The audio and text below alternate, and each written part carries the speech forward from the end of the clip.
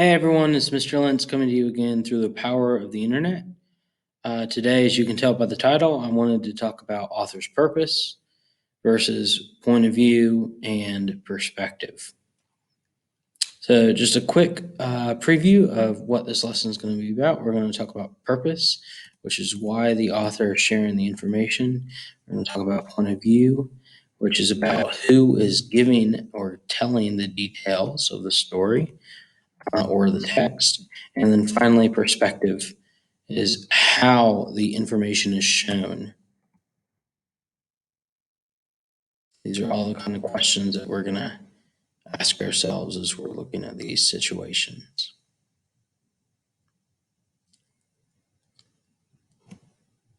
Okay, so purpose.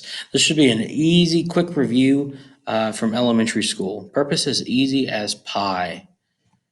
All right, so authors write for different reasons. One reason would be to persuade an audience. When we're persuading an audience, we're trying to convince them to do something or to believe something. Some examples of pieces of text that persuade are advertisements, commercials, and campaign speeches, especially during an election season. Another reason why authors write is to inform. Authors write to inform, to give the audience some information about a topic. This could be from a textbook, it could be a biography, maybe a pamphlet, or even instruction manuals. And finally, and probably the most popular reason why authors like to write is to entertain. They want to tell a story meant for enjoyment. And that's done in fiction, poetry, scripts, folk tales, memoirs, movies, video games, okay? But I do want to point out that memoirs can also inform and be entertaining at the same time. So can biographies and autobiographies, okay? So note that a text can kind of cross the bridge as far as what its purpose is for. Okay, next I want to talk about point of view. This should be another simple review from elementary school. Point of view is just who is telling the story. It's as simple as identifying first, second, or third person. If the point of view is in first person, the main character could be telling the story. It could also be another character, but the point is that a character from the story is telling it. Okay, your keywords to find out if your story is first person point of view are your first person pronouns like I, me, we, my, our, and ours. In the second person, the author or the narrator is telling the story to you, the reader. And you, the second person pronoun, you, your, and yours, that's your key to figuring that out. And finally, third person, the author or the narrator is telling the story, but they're not a part of the story. They can be an outside observer. Third person narration can be omniscient, which means they're all knowing. So they can get in multiple characters' heads.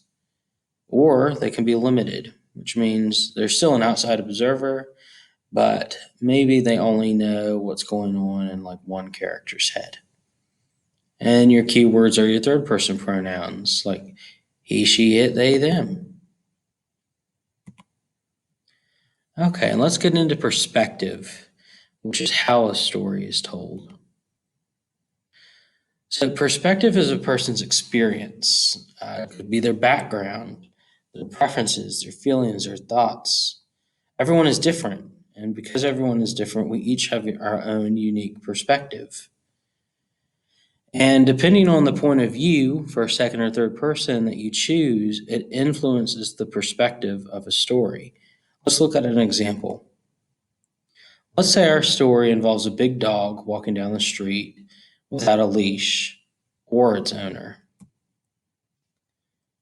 Okay, and let's say the point of view of the story is told from Sally. So Sally has a pet dog at home that looks similar. Okay, but what if we change the point of view and instead of seeing the story through Sally's eyes, we saw it through John, who was bitten by a dog last year? How are their stories going to be different?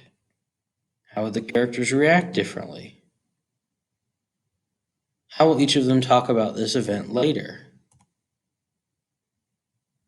How will they feel if it were to happen again?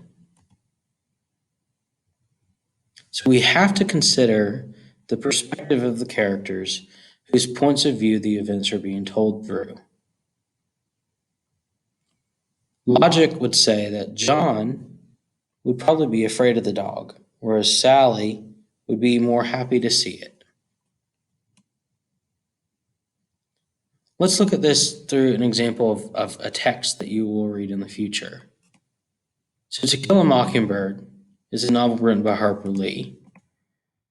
The point of view is first person, which means we're stuck with a character in the story who's telling it.